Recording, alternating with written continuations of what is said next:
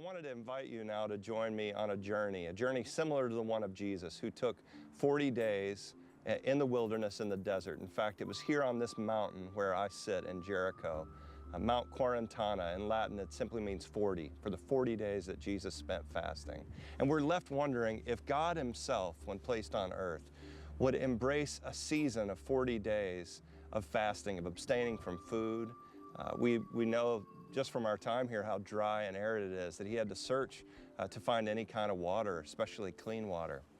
And to embrace this time of weakness so that he could really prepare for the ministry that was ahead.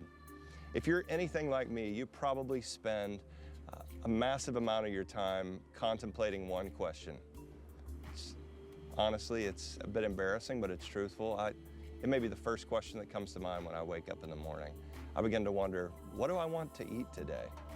In the garden, this was the very beginning of original sin, of seeing food, desiring it, and pursuing it at all costs. I wonder if you would contemplate joining me on a journey to take 40 days and pursue a similar diet to that of someone maybe you're connected with, like a sponsor child through Compassion International. My family sponsors several children, and those children are fed very well. They typically, depending on the region, they'll have at least the very basic staples of rice and beans, maybe salad and mixed vegetables, maybe chicken. Not a huge variety. They don't get up like I do and contemplate if they want Vietnamese today, but they always have something to eat.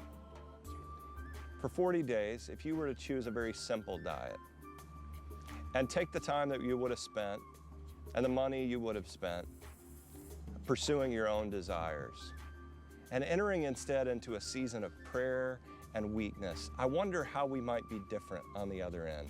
I believe that when we begin to lay down our desires and seek the heart of God, we are going to find that we will become radically different people on the other side of this 40 days. If Jesus chose to spend 40 days here in this dry, arid desert to seek his Father and to pray, surely we'll be changed as well if we follow in his footsteps.